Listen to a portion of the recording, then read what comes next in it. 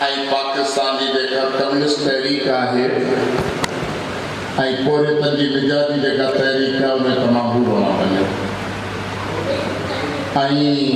वो सियासत एक रोमांस जो दौर सारी दुनिया के अंदर बुधायो वेंदो फलाने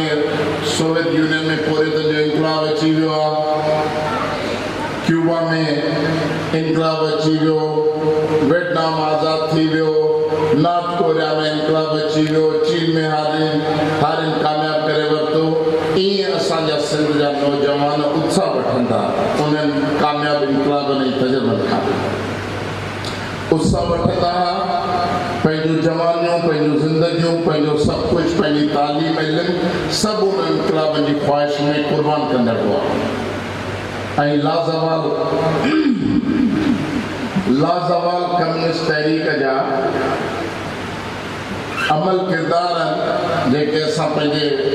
शागिर्द ज़माने में ॾिठा असांजा हमसर जेके हाणे दुनिया में फिरनि पिया त उन्हनि पंहिंजो पंहिंजो किरदारु अदा कयो जाम साकी की ख़बर न आहे मूं अॻे बि तकलीफ़ में इहा ॻाल्हि कई त बहैसियत नेशनलिस्ट मुंहिंजो सुञाणप सिंधी नेशनलिज़म आहे ऐं वाहिद सिंध में असीं आहियूं जंहिं साईं जेम्स जी हयाती में इहो पोरित इनकलाब जो जेको फ़लसफ़ो मार्क्सिस्ट फ़लसफ़ो उनखे खणी असां पंहिंजी हिकिड़ी तरक़ी पसंदि नुक़्ते निगाह खां कॉम्प्रेस तहरीक में पंहिंजी तंज़ीम साज़ी ऐं पंहिंजो इनकलाबी कमु करणु शुरू कयोसीं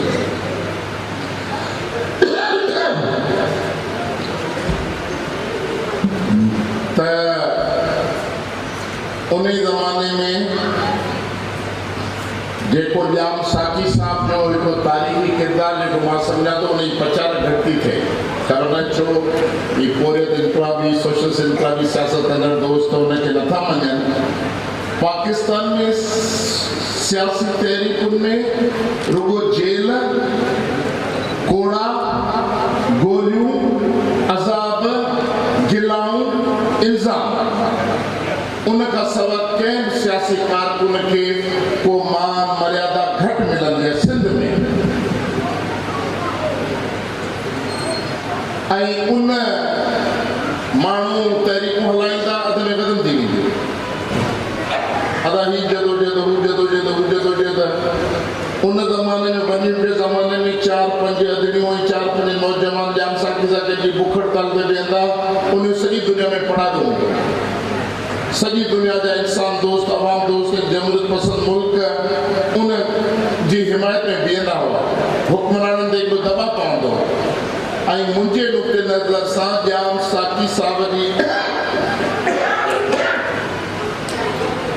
साकी साहब जी ज़िंदगी में वॾे में वॾी कामयाबी मां सम्झां थो सिंध ते थोरो आहे त सिंधी ॿोली जी तहरीक खे बका ॾियणु कामयाब करणु ऐं सिंधी ॿोली जे इस्तेकाम लाइ हुन कमु कयो मूंखे ख़बर न आहे को कॉम्प्रेस अॻुवाणी पार्टी जो माण्हू हुनजे इन ॻाल्हि खे क़बूल करे थो या नथो करे को कम्युनिस्ट रंग नज़र मसब ऐं को मुंहिंजे तकरार खां आज़ादु आहिनि हिन करे हुनखे परवाह कोन्हे त उहे इन्हनि ॻाल्हियुनि ते सोचनि नथा पर मां पंहिंजी ईमानदारी सां चवां थो त जाम साकी जेकॾहिं इहा ॿोली सिंधी वोटर लिस्टूं सिंधी ॿोली में लिखो रेलवे स्टेशनुनि ते सिंधी में नाला लिखो पुलिस थाणनि ते FIR सिंधी में कटे माफ़ कजो मुंहिंजो गलो बि ख़राबु आहे पर आउं ॻाल्हियूं करणु चाहियां थो ज़रूरु इन करे थोरो टाइम वठां त मूंखे माफ़ कजो मुंतज़िम त जाम साकी साहब उहा जेका तहरीक कामयाब कराई सिंधी ॿोली जी ॿ माण्हू अमली तरह सां किरदार जा मालिक रहिया हिकिड़ो कामिड़ हैदर जेको ई जे हारिन खे सिंध में बेराजनि जूं ज़मीनूं ॾियारियूं वञी जेके 80 मिडिल क्लास 2-2.5 एकड़ जा ज़मीनदार मुठ मुठे हलूं था कंहिं वतन दोस्त पोइ जमायत खे ₹5 ख़र्च करण लाइ तयारु न हूंदा आहियूं या जाम साकी ऐं हैदर जेको जी तहज़ीब लाइ गॾु बि थियणु पसंदि न कंदा आहियूं, उहे सभु इन्हनि जी तहरीकुनि जे नतीजे में सभु बैराजनि जूं ज़मीनूं, सखर बैराज, कोटड़ी बैराज, गुडू बैराज जूं ज़मीनूं इहे सिंध जे आबादकारनि खे मिलियूं। न त मार्शल जे ज़माने में इहे फ़ौजी चक जा मालिक, इहे सॼी ज़रई ज़मीन जा मालिक हुजनि हा ऐं सिंधी उन्हनि वटि उन्हनि जे पेरनि में वेही ग़ुलामी वारी ज़िंदगी बसर कनि। त ॼाम साकी जेका ॿोली जी तहरीक कामयाबु कराई, जंहिंसां सिंध जी बका खे मिलियो। क़ौम जी बका आहे न, ॿोली बका आहे न। असां वटि अहिड़ो फैशन अची वियो, उर्दू फिल्मूं, मोहम्मद अली, वहीद मुरादूं जेके फिल्मूं हुयूं, असांजो औरतूं ॾिसी जेके सदर में रहंदियूं हुयूं, मां बि सिंधी, पीउ बि सिंधी, पंहिंजे ॿारनि सां उर्दू पियूं ॻाल्हाइनि, छो जो उर्दू सोशल स्टेटस जो उहो निशान बणिजी। नफ़्साती दर लियाकत अली ख़ान खे ख़बर हुई त क़ौमुनि खां ॿोली खसे छॾींदासीं त क़ौमूं फना थी वेंदियूं। ऐं पर पोइ उन ज़माने में ही तहरीक, उन खां पोइ कामिड हैदर बख्श, पोइ सॼियूं जेके 72 जो बिल वग़ैरह, सिंधी ॿोली क़ौमी ॿोली तहरीक, उन्हनि काफ़ी सिंध जी बका में पंहिंजो बुनियादी किरदारु अदा कयो। इन करे ॼाम साकी जे इन किरदार खे कॾहिं बि विसारणु न खपे, यादि करणु खपे उनजी किताबनि में, उनजी तारीख़ में। ॿियो, ॼाम साकी फोक विज़डम जो माहिर। मूंखे ख़बर न आहे केतिरो पढ़ियलु आहे, माफ़ी सां चवां थो, मूंसां हुनजी एॾी वेझी कुर्बत कान हुई। हो पहिरीं जेल में हो, असीं रोडनि ते रांदियूं खेॾंदा हुआसीं। जॾहिं सियासत में आयासीं, हो ॿाहिरि निकितो त असीं जेलनि में हुआसीं। इन करे एॾी वॾी कुर्बत न नसीब थी। पर हुन वटि जेको फोक विज़डम हो, हिकिड़ो थर जो माण्हू, गुफ़्ते जो पको, ॻाल्हि ॿोल जो पको, मिसालनि जो पको, हिन हुनजो मिसाल ॾेई सॼो किसो कहाणी ॿुधाए। इन मामले में ॼाम साकी जो को मटको न। सादियूं ॻाल्हियूं सादनि लफ़्ज़नि में शानदार पहिराए में पेश करणु। त हाणे जेको सवाल इहो आहे, हिकु उन ॾींहुं मूंखां पोइ, नालो नथो खणां, हिकिड़ो मुक़ररु वेंदे वेंदे मूं ॿुधो, चयूं त ॼाम साकी ते तनक़ीद छो थी थिए, त ॼाम साकी, अच्छा सॉरी, जेकॾहिं कंहिं अवाम दोस्त ऐं कंहिं पूरे इनकलाब जे माण्हू जे घर में को सुठो टीवी थो अचे, को फ्रिज थो अचे, या भित थी ठहे, उन ते अरो केरु आहे? कोई अरो कोन्हे। असीं त सॼे दुनिया जे इनकलाब, सॼे पोरतनि जी ज़िंदगी में इनकलाब आणण था घुरूं, जेके सॼी दुनिया जा पोरत गॾिजी उहो सभु हासिल करे वठनि, जेको हिकिड़ो सरमाएदार ऐं जागीरदार जे घर में आहे। असां इसूलनि जी पासदारी करियूं था।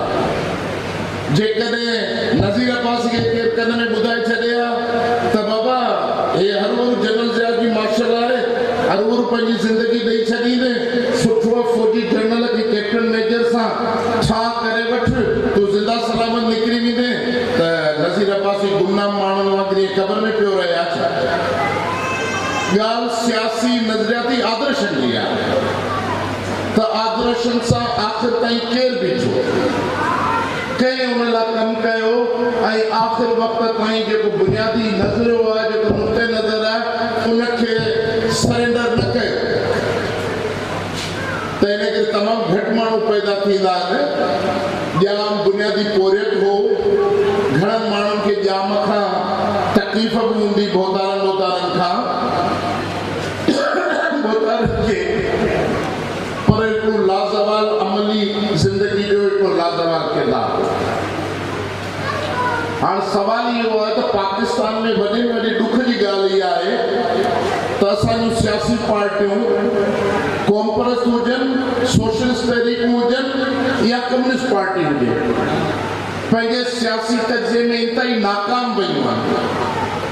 असांजे सियासी लीडरशिप में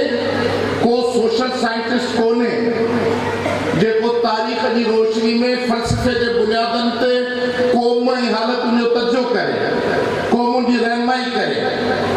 इन करे जंहिं कम्युनिस्ट तहरीक जे मार्क्सिस्ट नज़रिए एॾा शानदार पुट पैदा कया, नज़ीर अब्बासी जहिड़ा, जेके पंहिंजे सेक्रेटरी जनरल जो नालो महफ़ूज़ रखनि थी विया, हसन नासिर जहिड़ा माण्हू शहीद थिया, ऐं इमदाद चांहि जो सब जाम साकी शेर मोहम्मद मगरो ख़ान सोलंकी उन ज़माने जा नंढड़ा नंढड़ा नौजवान हुआ जेके असां सां गॾु जेलनि में हुआ ऐं फौजी आफरुनि खे ठुकराईंदड़ माण्हू हुआ। अहिड़ा अमल पुट जेके आहिनि हिन कम्युनिस्ट तहरीकुनि खे, सोशलिस्ट तहरीकुनि खे ऐं कॉम्प्रेस तहरीकुनि खे मिलिया, पर बदकिस्मती इहा त उहा लीडरशिप जेका बेरहम जंहिं माण्हू जे ज़िंदगी कुर्बानी ऐं पोरे सां इंसाफ़ न कयो। ख़बर न आहे कंहिं कॉम्प्रेस खे सोशलिस्ट ऐं कम्युनिस्ट खे हिन ॻाल्हि ते तकलीफ़ पहुचे थी नथी पहुचे, पर मां ख़ुदि हिकिड़े पोरियत फ़लसफ़े ऐं पोरियत जदोजहद जो पंहिंजो पाण खे बुनियादु सम्झां थो। जंहिं माण्हू लाइ नज़ीर अब्बासी पंहिंजी जान कुर्बान कई, प्रोफेसर जमाल नकवी, उहो जॾहिं MQM जे रिसेप्शन बेंच ते वेही ऐं नाला वेठो थो लिखे अल्ताफ़ हुसैन जा, प्रोफेसर ज़फ़र आरिफ जेको आहे उहो अल्ताफ़ जे क़दमनि में वेही पंहिंजी आख़िरी ज़िंदगी पनाह थो करे, त पोइ नज़ीर अब्बासी जे मौत जो ज़िम्मेवार केरु? उन्हनि बेगुनाह इंसाननि जो, ॼाम साथी जहिड़नि इंसाननि जो जेके टॉर्चर सेलनि में, कोट लखपत खां वठी पकनि किलनि जे टॉर्चर सेलनि में पंहिंजूं ज़िंदगियूं, पंहिंजा ॿार बच्चा कुर्बान करे नीम पागल थी निकिता। उन्हनि माण्हुनि जे ज़िंदगी जदोजहद सां इंसाफ़ केरु कंदो? त असां वटि को पुछा गछा कोन्हे, को सियासी तजुर्बो कोन्हे। लकीर जा फ़क़ीर आहियूं, बसि चिमके ते बंदूक, फलाणो गद्दार, फलाणो दुश्मन, फलाणो चोर, फलाणो इहे गारियूं ॾेई पंहिंजो पाण मोतबर थी दुनिया जा हलूं था, त असां जहिड़ो मोतबर कोन्हे। ऐं पोइ हर हुक्मराननि जे दौर जा सलामी नंढी नंढी रियायतुनि जे पोयां, नंढे उनजे पोयां जेको माण्हू टॉर्चर सेलनि में नथो झुके, उनखे आसिफ ज़रदारी जी इहा जेका ॾंद कढी खिलण वारी मुश्क, उहा अदा पसंदि अची थी वञे, उहा आसिफ ज़रदारी कदमनि में जंहिं माण्हू खे गोलियूं न झुकाए सघियूं, उनखे सरदार शाह जा भाकुर जेके ही क़ौमी मेलो, ही सक़ाफ़ती मेलो, ही ॿोली मेलो, ही अदबी मेलो तमाशा करे, उहे जेके से उनजा ग़ुलाम थी विया। काॾे विया बाबा पोरियतनि जे इनक़लाब जा ख़्वाब? हे त जागीरदार, ही त सरमाएदार मुआशिरो ई कोन्हे। नीम जागीरदारी, नीम सरमाएदारी, नीम कबाइली मुआशिरो आहे।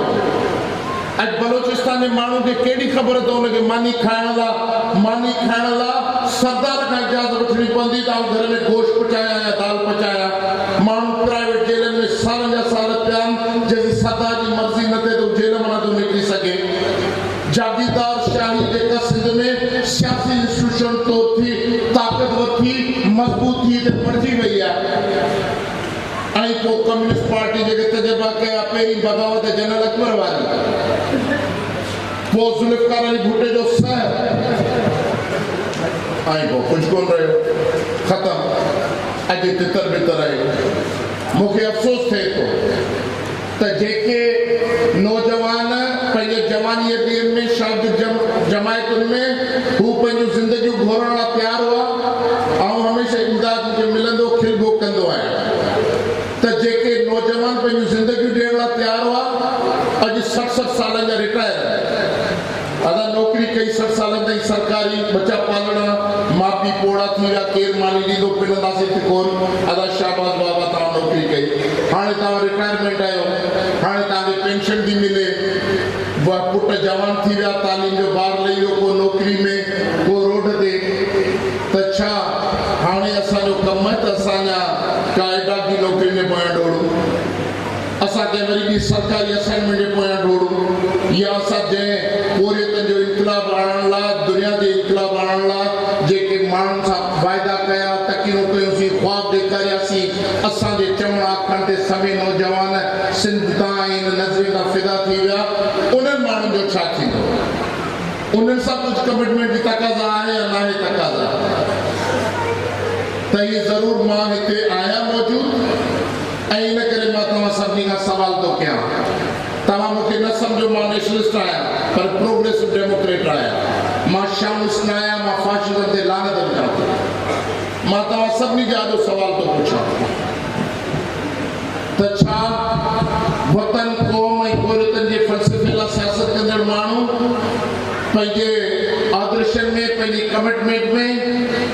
पंहिंजी जदोजहद में इन फ़लसफ़े ते बीहंदा। पाण सिंधी में चवंदा आहियूं अदा मुड़सुओ जॾहिं पछाड़ी भली पछाड़ी असीं कंहिं वज़ीर मुशीर चक्कर में कंहिं उनजे पोयां हुन पोयां कंहिं सरकारी छा इहो मिलंदियो आहे वज़ीफ़ो उनजे पोयां पंहिंजी ज़िंदगी गुज़ारे छॾियूं ऐं जेके अमलपुट सिंध जी जदोजहद जा कुर्बान थी विया उनजे रत सां नाइंसाफ़ी थींदी। इन करे मां चवणु चाहियां थो अचो त जाम साथी जे ख़ैर पूरे बर्दाश्त कयल टॉर्चर सहीलन उन जी कुर्बानी ऐं शहीद नज़ीर अब्बासी जे रत सां इंसाफ़ करियूं। सिंध में पूरे कंदे इनकलाब राह हमवार कयूं त ग़ुलामी ज़िलत जो ख़ात्मो अचे ऐं असां सभु थी ज़िंदाबाद।